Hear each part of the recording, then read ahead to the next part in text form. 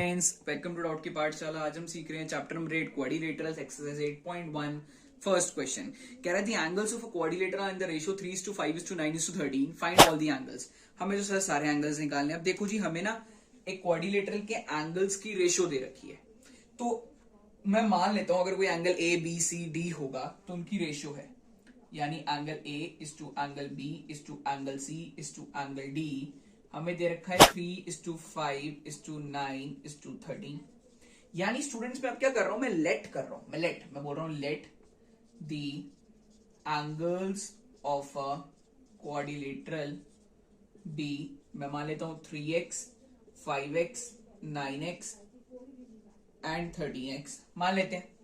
Sir अब मुझे क्या पता है, अगर कोई क्वाड्रिलेटरल्स के सारे एंगल्स का सम क्या होता है, सारे एंगल्स का सम क्या होता है जी, क्वाड्रिलेटरल के बच्चों सारे एंगल्स का सम होता है 360 डिग्री।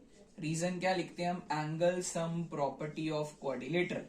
तो ये क्या है, 3x 5x 9x 13x equal to 360।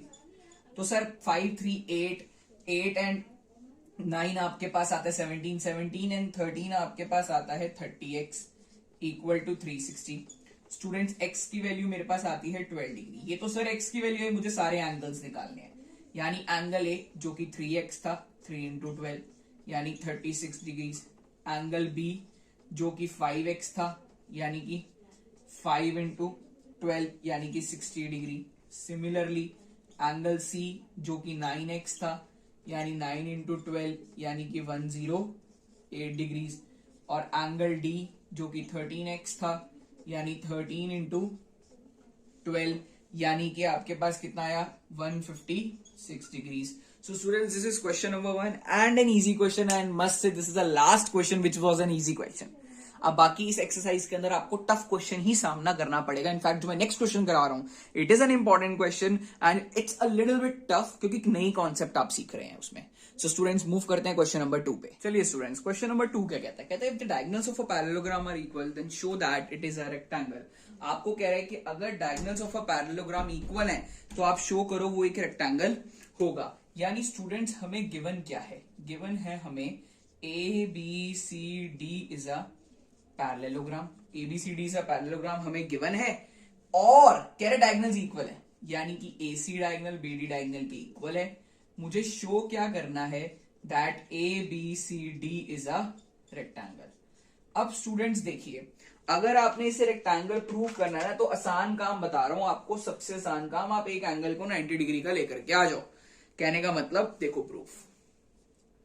अब प्रूफ मुझे क्या नजर आता है कि सर मेरे को ना यहाँ पे 2 ट्रायंगल्स नजर आ रहे हैं। मैं हमेशा जमीन से जुड़े हुए ट्रायंगल्स लूंगा। देखो मुझे एक ट्रायंगल नजर आ रहा है जिसका नाम है DAB, और एक ट्रायंगल नजर आ रहा है जिसका नाम है CAB। चेक कर लो, DAB CAB जमीन से जुड़े हुए मैंने ट्रायंगल्स लिए, या इसको CAB की जगह CBA कह देते हैं। It's quite easy first. अब सबसे पहले कॉन्ग्रुएंट करते हैं, तो पहली चीज क्या बोल सकता हूं, DACB के बराबर है। रीजन क्या है, क्यों बराबर है, कारण क्या है, कारण बच्चों ये है कि ये ऑपोजिट साइड है। किसकी, opposite sides of parallelogram are equal. Parallelogram की ऑपोजिट साइड्स कैसी होती हैं, इक्वल होती हैं। नेक्स्ट चीज क्या बोल सकता हूं कि DB जो है वो CA के बराबर है। कैसे बराबर है DB CA के, आप देखो क्वेश्चन के अंदर गिवन है, ये तो डायगोनल्स है, देख लो जी गिवन है। देन मैं बोल सकता हूं AB और BA कॉमन है। कॉमन जब बच्चों 3 चीजें हो जाती हैं तो मैं बोल सकता हूं triangle DAB is congruent to CBA by SSS congruency rule. और बच्चों इनके कॉन्ग्रुएंट होने के कारण मैंने ये बोल दिया कि मैडम जी जो एंगल DAB है और जो एंगल CBA है ये बराबर होंगे बाय CPCT। इतनी बात बोल के भैया जी हम तो शांत हो गए। अब मुझे क्या पता है मैडम, क्योंकि ABCD एक पैरेललोग्राम है। नाउ आई नो कि DA जो है वो CB के पैरेलल है, DA जो है वो CB के पैरेलल है, और AB क्या है, एक ट्रांसवर्सल है। AB क्या है, एक ट्रांसवर्सल है स्टूडेंट्स। सो देयरफॉर मैं क्या कह सकता हूं, मैंने ना अभी अभी DAB एंगल और CBA एंगल को बराबर बोला है। मेरे को क्या नजर आ रहा है, मैं बोल सकता हूं मैम देयरफॉर मुझे क्या नजर आ रहा है कि DAB और जब आप CBA को ऐड करोगे ना तो 180 आएगा। सर कैसे पता लगा सर आप देखिए ना, ये तो को इंटीरियर एंगल्स है, angles on same side of transversal है जी, angles on same side of transversal है जी, तो इन दोनों का सम क्या होगा 180 डिग्री। परंतु मुझे पता है डीएबी सीबीए के बराबर है, तो स्टूडेंट्स मैं सीबीए की जगह भी डीएबी लिख सकता हूं, तो डीएबी प्लस डीएबी क्या होगा 2 times DAB which is equal to 180 degree. So DAB क्या आ गया मेरे पास 90 डिग्री। और स्टूडेंट्स डीएबी 90 डिग्री आते ही मैंने बोला कि A B C D is a rectangle. अब टीचर पूछेगी बड़े भैया आपने कैसे बोल दिया एबीसीडी को रेक्टेंगल, अगर एंगल 90 डिग्री का है तो आप लिखोगे मैडम, आप लिखोगे क्या, आप बोलोगे उनको मैम इफ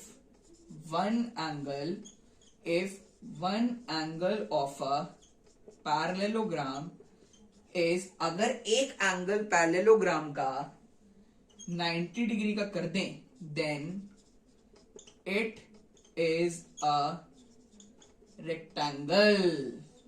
ये कारण है सर, इस वजह से देखिए एबीसीडी रेक्टेंगल प्रूव हो गया, और आपने यही तो प्रूव करना था, hence proof. So students repeating it again, ये चैप्टर टफ है, अगर आपको कुछ भी समझ ऐसी कोई टॉपिक हो जो ना समझ में आया हो, आप फटाफट से जाकर के इंस्टाग्राम पे मुझे डीएम करें, वहां पे मैं आपके सारे डाउट्स क्लियर करूंगा। इस वीडियो को लाइक शेयर एंड सब्सक्राइब जरूर करें प्लीज, फायदा उठाएं, फ्री कॉन्टेंट है, फ्री डाउट सॉल्विंग है, सब कुछ फ्री ऑफ कॉस्ट है, सो प्लीज फायदा उठाएं। Thank you students, bye bye.